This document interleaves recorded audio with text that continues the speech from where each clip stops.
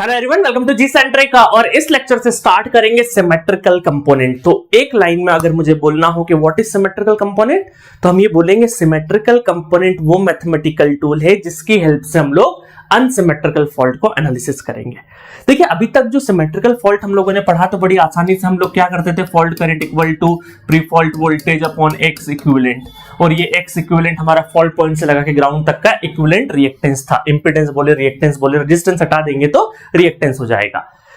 तो ये कैलकुलेट करना बड़ा आसान था क्योंकि एक ही क्वांटिटी थी। तो अब आप बोलोगे सर अभी तक तो आपने बोला ही नहीं कहीं पर भी पॉजिटिव पॉजिटिव। तो मैं आपको बोलना चाहूंगा कि अब जो भी नॉर्मली हमारे नेटवर्क थ्योरी हो या किसी और सब्जेक्ट में रेजिस्टेंस, इंपेडेंस, रिएक्टेंस जो भी एग्जिस्ट करता है वो सब बाय डिफॉल्ट पॉजिटिव है, ठीक है। बट क्या होगा जब हम अनसिमेट्रिकल फॉल्ट पढ़ेंगे ना, तो अनसिमेट्रिकल फॉल्ट में सिर्फ एक रिएक्टेंस नहीं रहेगा, वहां पे अलग अलग रिएक्टेंसेस रहेंगे, है ना। और जैसे कि मैं नाम ले लेता हूं क्योंकि ये क्रैश कोर्स है, फुल कोर्स में शुरुआत में नाम नहीं लेता हूं, बट अभी क्रैश कोर्स है तो अभी आप सब लोग लगभग पावर सिस्टम पढ़ के बैठे हो, इस वजह से मैं बता दूं कि पॉजिटिव, निगेटिव और जीरो सीक्वेंस रिएक्टेंसेस, इंपेडेंस जो भी बोलना चाहे वो सबके सब रहेंगे। और इसकी जो उलझन है ना, जो अलग अलग थ्री कंपोनेंट में क्यों डिनोट कर रहे हैं, ये किसने पहली बार इन्वेंट किया? सीएल फोर्टेस्क्यू 1918 में अमेरिकन साइंटिस्ट है, इन्होंने इजाद किया और उनके नाम पे फोर्टेस्क्यू थ्योरम एक बनी। इस थ्योरम को मैंने फुल कोर्स में बहुत ही डिटेल वर्जन में समझाया, बट शॉर्ट समरी अगर मैं बताऊं तो इन्होंने क्या बोला कि अगर कोई भी अनबैलेंस्ड फेजर है, जितने भी कोई भी अनबैलेंस्ड मतलब n नंबर ऑफ अनबैलेंस्ड अगर फेजर्स है तो उनको मैं रिजॉल्व कर सकता हूं n number of balanced phasor में। क्या बोला इन्होंने? n नंबर ऑफ अनबैलेंस्ड, अगर कोई भी फॉल्ट होता है उसकी वजह से अनबैलेंस्ड अगर आ जाता है फेजर में, है ना, तो उनको मैं क्या कर सकता हूं, रिजॉल्व कर सकता हूं n number of balanced phasor में। ऐसी इनकी थ्योरी थी, इसके नाम पे इसका थ्योरम का नाम पड़ा फोर्टेस्क्यू थ्योरम। अब हमारे पास क्या है, सिस्टम हमारा थ्री फेज सिस्टम है जनरली, तो हम लोग बात n नंबर ऑफ फेजर की क्यों बात करेंगे, हम लोग सिर्फ और सिर्फ थ्री फेज सिस्टम की बात करेंगे, मतलब तीन फेजेस की बात करेंगे। इस वजह से three unbalanced phasor of three phase system, जिसको हम लोग बैलेंस्ड फेजर बोलेंगे या फिर कंपोनेंट भी उसको बोलते हैं, और तीन है, थ्री फेज है, इस वजह से तीन क्वांटिटी में ही इसको रिजॉल्व करेंगे, पॉजिटिव, निगेटिव और जीरो सीक्वेंस। पॉजिटिव को डिनोट करेंगे 1 से, 1 नंबर से, निगेटिव को डिनोट करेंगे 2 नंबर से, और जीरो सीक्वेंस को क्या किससे डिनोट करेंगे? 3 नंबर से, है ना। ऐसा मन करता है 1 2 3 लिख देते, बट नहीं, जीरो है तो जीरो नंबर आ गया ना, तो क्यों अननेसेसरी एक नंबर और बढ़ाए, नाम से ही हो जाए। बट पॉजिटिव का कोई नंबर नहीं होता ना, इस वजह से 1 2 दे दिया, 0 दे दिया। अब आप बोलोगे सर मैं 3 दे दूं, तो नहीं, उसके लिए साइंटिस्ट बनना पड़ेगा और थ्योरम इजाद करनी पड़ेगी, है ना। इन्होंने मेहनत करी है, जो पहली बार जिसने ढूंढ लिया उसके हिसाब से जो बन गया तो वो राजा है उसका, है ना। तो हमें नोमेनक्लेचर इसके हिसाब से ही जाना पड़ेगा, ठीक है, हम अपने हिसाब से नहीं चेंज कर सकते। तो पॉजिटिव 1 से, नेगेटिव 2 से और जीरो 0 से, ठीक है, समझ में आ गया। अच्छा, ये जो थ्री अनबैलेंस सिस्टम है वोल्टेज में भी हो सकता है और करंट में भी हो सकते हैं, दोनों में रिजॉल्व करेंगे। बाकी मैं बहुत डिटेल वर्जन में अभी नहीं बता रहा हूं क्योंकि थ्योरम का स्टेटमेंट वगैरह सब मैंने फुल कोर्स में पढ़ाया है। चलो नेक्स्ट क्या है, मैंने पूरा का पूरा सीक्वेंस कंपोनेंट जो है, नॉट सीक्वेंस कंपोनेंट, सॉरी, ये जो हमारा सिमेट्रिकल कंपोनेंट है, सिमेट्रिकल कंपोनेंट को मैंने इस तरीके से फुल कोर्स में डील किया है। नंबर 1 मैंने क्या पढ़ाया, फंडामेंटल ऑफ सिमेट्रिकल कंपोनेंट पढ़ाया। सेकंड क्या पढ़ाया, सीक्वेंस इंपेडेंसेस पढ़ाया। थर्ड क्या पढ़ाया, sequence network of unloaded synchronous machine. और फोर्थ नंबर पे जीरो सीक्वेंस नेटवर्क हम लोगों ने तीनों के लिए देखा, लोड के लिए भी देखा, जनरेटर के लिए भी देखा, ट्रांसफार्मर के लिए भी देखा, ठीक है। तो इस तरीके से हम लोगों ने क्या किया, 4 हिस्सों में इस सिमेट्रिकल कंपोनेंट को एनालिसिस किया हम लोगों ने, ठीक है। चलो आगे बढ़ते हैं 1 बाय 1। तो मैं इस क्रैश कोर्स में भी ये क्या करूंगा, चारों पॉइंट को बहुत ही जल्दी कॉम्पैक्ट वर्जन में आपके सामने पेश कर देता हूं। तो पहला है मेरा फंडामेंटल ऑफ सिमेट्रिकल कंपोनेंट। हम लोगों ने क्या किया, जैसे पॉजिटिव सीक्वेंस है, तो पॉजिटिव सीक्वेंस का मतलब क्या है कि हम लोग क्लॉकवाइज में घूमते हुए जो एबीसी या आरवाईबी जो भी बोलना चाहें आप, है ना, देखो क्या होता है हमारा आर वाई बी फेज से डिनोट करते हैं या एबीसी से डिनोट करते हैं, किसी से भी कर सकते हो। तो phase sequence, positive phase sequence का मतलब है कि क्लॉकवाइज घूमते टाइम पर ए बी सी हमारे जो सीक्वेंस है, फेज सीक्वेंस, उसको फॉलो करें क्लॉकवाइज घूमते हुए, ए बी और सी, ठीक है। फेजर रोटेशन हमेशा एंटी क्लॉकवाइज होता है, बट पॉजिटिव सीक्वेंस अगर देखेंगे तो वो हम लोग क्लॉकवाइज मानते हैं, ठीक है। क्यों मानते हैं, सारे रीजन मैंने, वेवफॉर्म वगैरह, सारा जनरेशन कैसे होता है थ्री फेज का, वो सब कुछ मैंने डिटेल वर्जन में बताया आप लोगों को, ठीक है। चलो तो यहाँ पे पॉजिटिव सीक्वेंस ABC हो गया। अब देखो यहाँ पे ये हम लोगों ने VA1 0 पे 0 है। अगर मुझे क्या करना है, B फेस को VB1 और VC1 को भी, और 1 1 से क्यों डिनोट किया, क्योंकि पॉजिटिव सीक्वेंस है, उसको अगर VA के फॉर्म में लाना हो तो मैं कैसे ला सकता हूं, जैसे VB1, अभी थोड़ी देर के लिए समझा देता हूं। मुझे अगर VB1 को लिखना है VA1 के फॉर्म में, तो मुझे VA1 को कितना ट्रेवल कराना पड़ेगा, अगर मैं क्लॉकवाइज चलूंगा, सॉरी एंटी क्लॉकवाइज चलूंगा, तो पॉजिटिव एंगल को फॉलो करना पड़ेगा। ऐसा तो नेटवर्क में भी पढ़ा है ना हमने। तो यहां से 120 120 240 चलना पड़ेगा, 240। अच्छा, इसको बोले, बहुत सारे स्टूडेंट बोलेंगे सर अगर मैं इधर से चलूं तो इधर से भी चल सकते हो, तो आप ऐसा भी लिख सकते हो -120 डिग्री, क्योंकि क्लॉकवाइज मूव करोगे तो नेगेटिव एंगल होता है। ये पॉजिटिव नेगेटिव एंगल आपको नेटवर्क थ्योरी से पता है, और इस तरीके से हम लोग इसको भी लिख सकते हैं। अब मैं दो याद नहीं रखवाता हूं क्योंकि स्टूडेंट कंफ्यूज होते हैं अननेसेसरी, बट आपको पता होना चाहिए कि 204 प्लस 240 का मतलब -120 भी है ना। ये तो सिंपल ट्रिग्नोमेट्री रिलेशन से जो मैं नेटवर्क थ्योरी में पढ़ा है, वो इसीलिए पढ़ाए थे नेटवर्क थ्योरी में कि यहां पर आपको पावर सिस्टम पढ़ते टाइम पे दिक्कत नहीं आए। इसीलिए मैंने क्या किया, नेटवर्क थ्योरी में जितने भी बेसिक्स होते हैं जो machine, power system, power electronics में यूज होते हैं, ज्यादातर मैं डिस्कस कर देता हूं, बहुत डिटेल में नहीं, क्योंकि अननेसेसरी नेटवर्क थ्योरी में हम दूसरे सब्जेक्ट बहुत डिटेल में नहीं ले जाएंगे। नहीं तो नेटवर्क थ्योरी क्योंकि आप इनिशियल लेवल पे पढ़ते हो, तो मेरा इंटेंशन पता चले मैं इतनी सारी चीजें वहीं पढ़ा दूं तो फिर नेटवर्क थ्योरी का मतलब ही खत्म हो जाएगा, है ना। तो इसलिए एक सीखने का एक स्टेप बाय स्टेप प्रोसेस होता है। चलो, सिमिलरली ये सारे के सारी चीजें आपको क्लियर है। उसके बाद ये नेगेटिव सीक्वेंस में क्या होता है कि हम लोग क्या बोल सकते हैं कि उसका उल्टा, पॉजिटिव सीक्वेंस क्लॉकवाइज था, है ना, तो अब क्लॉक यहाँ पे क्या है, एंटी क्लॉकवाइज, उसका उल्टा अगर चल ABC को फॉलो करेंगे तो क्या हो जाएगा, नेगेटिव सीक्वेंस हो जाएगा, है ना। तो यहां पर अगर कोई बोले कि नेगेटिव सीक्वेंस है तो आप इसको ऐसे भी कर सकते हो, ACB, ये हमारा नेगेटिव सीक्वेंस हो गया, पॉजिटिव सीक्वेंस ABC हो जाएगा, है ना। ये हमारा क्या हो गया, ACB नेगेटिव सीक्वेंस। बस उसी तरीके से ये भी लिख दिया। जीरो सीक्वेंस में कोई भी हमारा फेज शिफ्ट नहीं होता, तीनों के तीनों क्या होते हैं, बराबर होते हैं। इसका डिटेल डिस्कशन मैंने ऑलरेडी फुल कोर्स में किया है, सिर्फ और सिर्फ मैं समरी बता रहा हूं अभी। 1 एंगल 120 को लैम्डा लिखते हैं, अल्फा लैम्डा जो लिखना चाहो वो लिख सकते हो। 1 एंगल 240 को लैम्डा स्क्वायर लिखते हैं। इसका उल्टा जैसे हम लोग 240 की जगह -120 को भी लैम्डा स्क्वायर लिख सकते हैं। और इस तरीके से हम लोगों ने क्या किया कि जितने भी दो A, B और C 3 फेजेस थे, तो हमने क्या किया, बड़ी चालाकी से B और C फेज को A फेज की टर्म में डिराइव कर दिया। अब आपका क्वेश्चन होगा कि सर अगर ये डेरिवेशन A फेज में हो सकता था, सिमिलरली B में भी हो सकता है, हम A और C को B में भी डिनोट कर सकते हैं। बिल्कुल कर सकते हो, आप चाहें उसमें कर सकते हो, बट जितनी भी स्टैंडर्ड किताबें, जितने स्टैंडर्ड फॉर्मेट है, उसमें हम लोग ज्यादातर B और C को A फेज में कन्वर्ट करते हैं, ठीक है। अदरवाइज आप दूसरे में भी कर सकते हो, कोई दिक्कत नहीं है।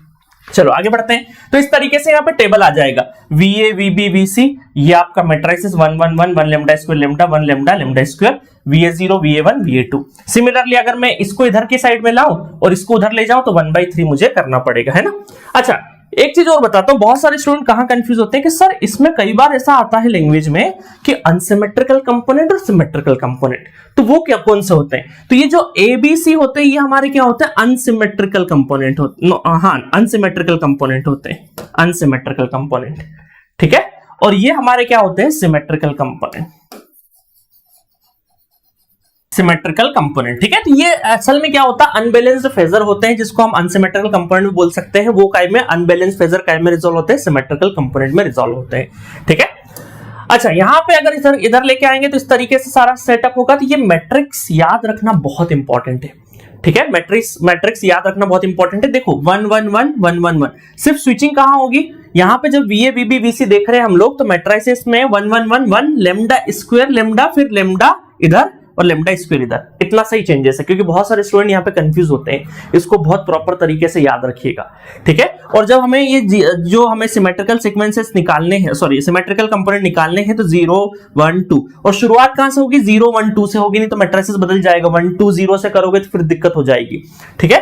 तो यहां पे 1 1 1 1 लैम्डा स्क्वायर लैम्डा 1 लैम्डा, सिर्फ और सिर्फ यहां पे चेंजेस होता है, इनकी पोजीशंस आपकी बस बदलती है, बाकी सेम मैट्रिक्स होता है। याद रहेगा, आपको सबको याद भी है। सिमिलरली करंट में भी इस तरीके से लिख सकते हैं। अगर हमसे कोई पावर पूछे तो क्या करना है, नॉर्मल पावर कैसे होता है, 3 इंटू, अगर 3 फेज का लिख रहे हैं तो वोल्टेज इंटू करंट का कॉन्जुगेशन, बट यहाँ पे तो 3 वोल्टेज 3 करंट है, तो उन सबका इस तरीके से पॉजिटिव सीक्वेंस, नेगेटिव सीक्वेंस और जीरो सीक्वेंस के इस तरीके से पावर निकल के 3 से मल्टीप्लाई कर देंगे तो 3 फेज का पावर आ जाएगा ओवरऑल, ठीक है। तो ये हमारे क्या रहे, फंडामेंटल ऑफ सिमेट्रिकल कंपोनेंट। ठीक है, अच्छा 3 इंपॉर्टेंट पॉइंट मैंने बताए थे कि जब भी 3 phase system with neutral return होता है ना, एक इंपॉर्टेंट मैंने डिस्कशन कराया था, तो वहां पर मैंने 3 पॉइंट बहुत डिटेल वर्जन में आपको समझाए थे, बट मैं अब सिर्फ और सिर्फ आपको शॉर्ट समरी बता देता हूं कि लाइन वोल्टेजेस जो होंगे उनका जो सम होगा, फेजर जो लाइन वोल्टेजेस का सम होगा वो क्या रहेगा, ऑलवेज 0 रहेगा।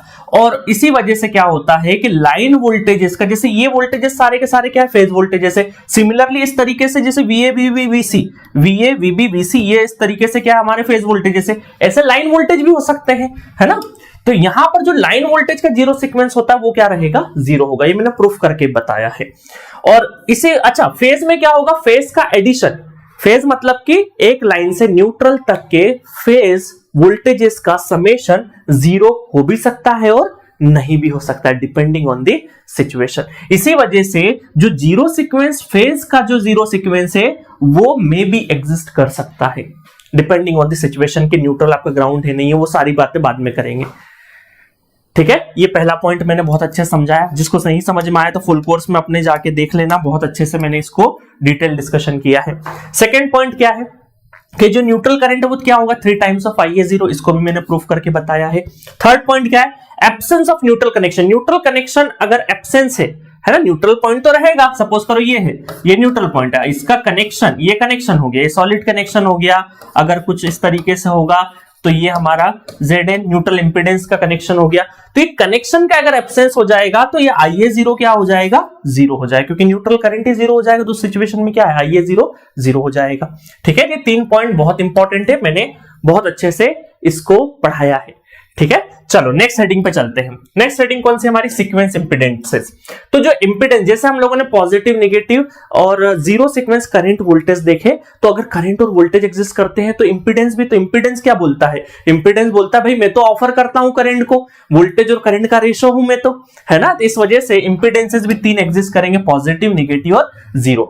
और 0 सीक्वेंस इंपीडेंस कब होगा, जब न्यूट्रल पॉइंट अगर ग्राउंड होगा, है ना, न्यूट्रल पॉइंट अगर एग्जिस्ट करेगा तभी, न्यूट्रल पॉइंट ग्राउंडेड होगा और एग्जिस्ट करेगा तभी आपका 0 सीक्वेंस एग्जिस्ट करेगा, है ना।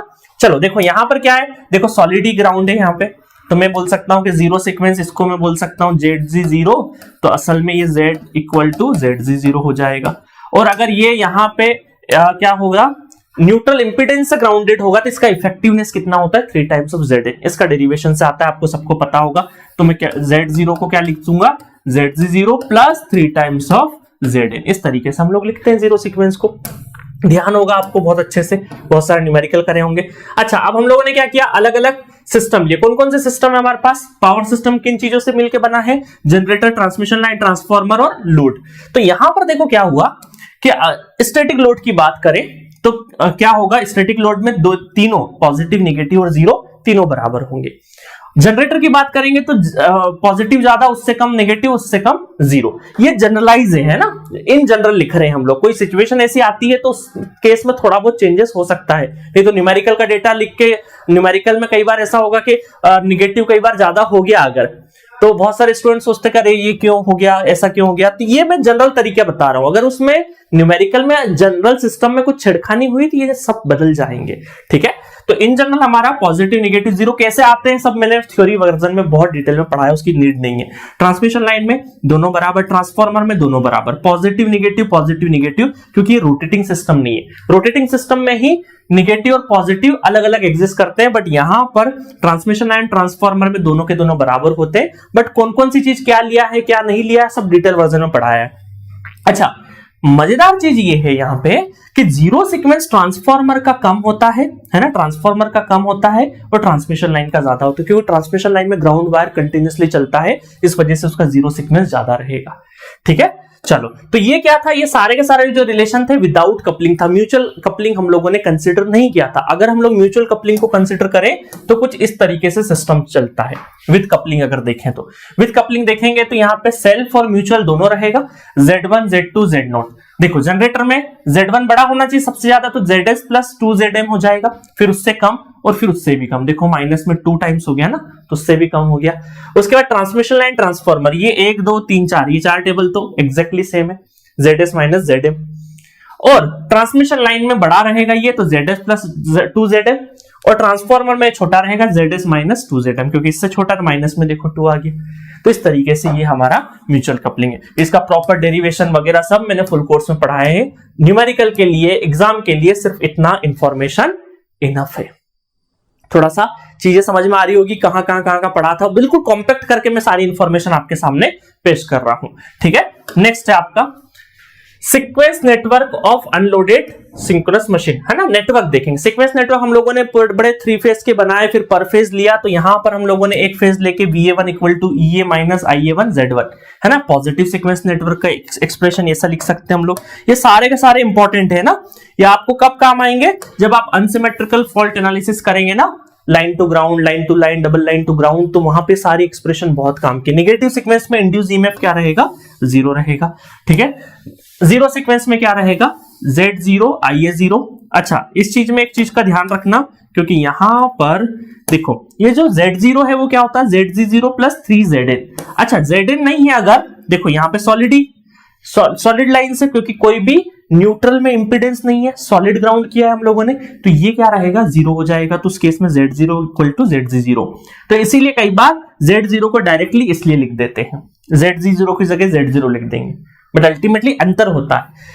अब यहां पे देखोगे तो यहां पे क्या किया हम लोगों ने, न्यूट्रल पाथ में ZN आ गया, तो इसका इफेक्टिवनेस कितना है, 3 गुना आ जाएगा। तो इस तरीके से लिख देंगे, है ना। सारी चीजें आपको सब क्लियर होगा, सिर्फ और सिर्फ मुझे जस्ट एक हल्की आपको थोड़ा दिखाना है, जिससे आपको थोड़ा कॉन्फिडेंस आता रहेगा। अच्छा, ये सारी चीज कोई पॉइंट नहीं छूटे, है ना, कोई पॉइंट नहीं छूटे, बाकी सब चीजें आपको पता है। चलो, और ऐसे स्टूडेंट जिसको कुछ नहीं पता है, सिर्फ और सिर्फ समरी देख रहा है, तो उसका कोई मतलब नहीं है, कोई भी मतलब नहीं है। आपको डिटेल में पढ़ना पड़ेगा, कुछ चीजों का शॉर्टकट नहीं होता है। सिमिलरली मशीन पावर सिस्टम का आप शॉर्ट चीजें करके एग्जाम में क्वेश्चन बना लोगे, ऐसा नहीं होता, क्योंकि कॉन्फिडेंस नहीं आता, क्वेश्चन आप रीड ही नहीं कर पाओगे। तो आपको चीजें पढ़ के ही जाना पड़ेगा। हाँ, नेटवर्क कंट्रोल वगैरह में हो सकता है कुछ चीजें पढ़ के और क्वेश्चन बना लोगे, but power system, machine, power electronics में क्वेश्चन नहीं बनता जब तक आपने चीजों को नहीं पढ़ा हो। ठीक है, चलो, आई होप कि जो भी लोग देख रही होगी, जितनी भी जनता देख रही होगी, सबने बहुत अच्छे से पढ़ा होगा। चलो नेक्स्ट चलते हैं, जीरो सीक्वेंस नेटवर्क। अब देखो क्या होता है कि पॉजिटिव नेगेटिव तो ठीक है, बट जीरो सीक्वेंस के नेटवर्क में बहुत डिपेंड करती है चीजें कि कनेक्शन कौन सा है। तो यहां पे अगर मैं 3 कैटेगरी बताऊं, 3 phase load, generator, transformer, already जो स्टूडेंट मुझसे पढ़े होंगे वो रिलेट कर रहे होंगे, मैंने बहुत डिटेल में बताया इसको। 4 तरीके के कनेक्शन पॉसिबल है, star without ground, star with solidly ground, star with reactance जिसका इंपेडेंस मैंने लिख दिया है, ZL लिख दिया है, और ये हमारा डेल्टा। ये 4 कनेक्शन पॉसिबल है। अगर मैं स्टैटिक लोड की बात करूंगा, सिर्फ और सिर्फ लोड की बात करूंगा, जीरो सीक्वेंस ऐसा होता है, और ये हमारा क्या होता है, न्यूट्रल से ये रेफरेंस लाइन में ओपन सर्किट हो जाता है। सॉलिडली ग्राउंड है तो ये इस तरीके से ग्राउंड हो जाएगा। यहां पे ग्राउंड है 3, ये ZG0 और 3 टाइम्स ऑफ ZN से ये न्यूट्रल पॉइंट से ग्राउंड कर दिया। अच्छा, डेल्टा में क्या होता है, देखिएगा डेल्टा का केस ध्यान से देखिएगा, है ना, थोड़ा सा मैं बड़ा कर देता हूं। डेल्टा में क्या होता है कि जो लाइन करंट से इनके पास रिटर्न पाथ नहीं होता है वापस, तो इस वजह से ये क्या हो गया, यहां पे ओपन हो गया। सिर्फ जीरो सीक्वेंस की बात हो रही है ना, जीरो सीक्वेंस की। और ये जो डेल्टा का जो फेज करंट है, फेज करंट तो क्या होता है, आपस में सर्कुलेट होता रहता है, तो इसीलिए जो जीरो सीक्वेंस का जो फेज करंट है ना, phase current, zero sequence component का फेज करंट वो एग्जिस्ट करता है, जिसको हम लोग सर्कुलेटिंग करंट वगैरह भी बोलते हैं आगे चल के। ठीक है, ये चीज समझने की है। जनरेटर की बात करें तो जनरेटर में भी वही हो जाएगा। देखो यहाँ पे ये कुछ भी नहीं है तो आगे की साइड में जाएगा ही नहीं। यहाँ पे सिर्फ और सिर्फ अगर ग्राउंडेड है सॉलिडली तो ये लाइन हम लोग कनेक्शन कर देते हैं। यहाँ पे 3ZN है तो ये कनेक्शन करके 3ZN कर दिया, आगे बढ़ जाएगा। आगे क्योंकि जनरेटर किसी सिस्टम से कनेक्ट होगा ना, वो एक न्यूमेरिकल कराऊंगा मैं इसके ऊपर, सारे सिस्टम रहेंगे, generator, transformer, transmission line, load सब रहेंगे। कनेक्शन के हिसाब से एक न्यूमेरिकल करा दूंगा, सारे कनेक्शन एक साथ समझ में आ जाएंगे एक ही न्यूमेरिकल से। ठीक है, अच्छा डेल्टा है तो डेल्टा का केस क्या रहेगा, ये वापस आगे नहीं जाएगा, ओपन रहेगा। ठीक है, चलो तो ट्रांसफार्मर की बात करें, ट्रांसफार्मर में इंपॉर्टेंट है यहाँ पे देखो, ट्रांसफार्मर प्राइमरी सेकेंडरी बोल दो, है ना, जैसे तो प्राइमरी सेकेंडरी नहीं बोलते, HPLV बोलते हैं, बट एक साइड प्राइमरी सेकेंडरी। तो 2 टाइप के स्विचेस होते हैं। ये जो स्विचेस है ये हमारे सीरीज के स्विचेस है, और ये कौन से स्विचेस है, हमारे शंट के स्विचेस है। और ये दोनों का कॉम्बिनेशन किस साइड का है, प्राइमरी साइड का। ये दोनों का कॉम्बिनेशन किसका है, सेकेंडरी साइड का है। तो अगर स्टार विथ ग्राउंड हुआ स्टार विथ ग्राउंड हुआ तो ये सीरीज स्विचेस क्या रहेंगे, क्लोज हो जाएंगे, शंट क्या रहेंगे, ओपन रहेंगे। डेल्टा कनेक्शन हुआ तो ये जो शंट के हैं ये क्लोज हो जाएंगे, है ना, ये शंट के हैं क्लोज हो जाएंगे और सीरीज के ओपन रहेंगे। और अगर स्टार विदाउट ग्राउंड रहा तो कोई भी स्विच यहां पे क्या रहेगा, क्लोज नहीं रहेगा, सारे स्विच क्या रहेंगे, ओपन रहेंगे। ठीक है, अब देखिएगा एक एग्जांपल बता देता हूं। सपोज करो एक ट्रांसफार्मर है, एक ही बताऊंगा, बाकी मैंने फुल कोर्स में बताया, बाकी एक न्यूमेरिकल करा दूंगा आगे, है ना। सपोज करो ये स्टार ग्राउंडिंग है और ये डेल्टा है ना। तो चलो इसका करते हैं। देखो ये हमारा Z0 सीक्वेंस कंपोनेंट। अब देखिए कौन कौन सा स्विच है, स्टार विद ग्राउंड है तो कौन सा सीरीज स्विच क्लोज रहेगा, ये सीरीज स्विच मैंने क्या कर दिया, क्लोज कर दिया, और ये क्या कर दिया, ओपन कर दिया। ठीक है, डेल्टा है तो डेल्टा में कौन सा होगा, शंट स्विचेस, ये शंट स्विच क्या रहेगा डेल्टा में, ये रहेगा क्लोज, और सीरीज क्या रहेगा, ओपन रहेगा। ठीक है, इस तरीके से कनेक्शंस होते हैं। तो इंपॉर्टेंट है पूरा का पूरा। तो जीरो सीक्वेंस नेटवर्क के ऊपर क्वेश्चंस आते हैं, आए भी हैं गेट के एग्जामिनेशन में, बहुत रिसेंट नहीं आए बट बहुत पहले आए हुए हैं।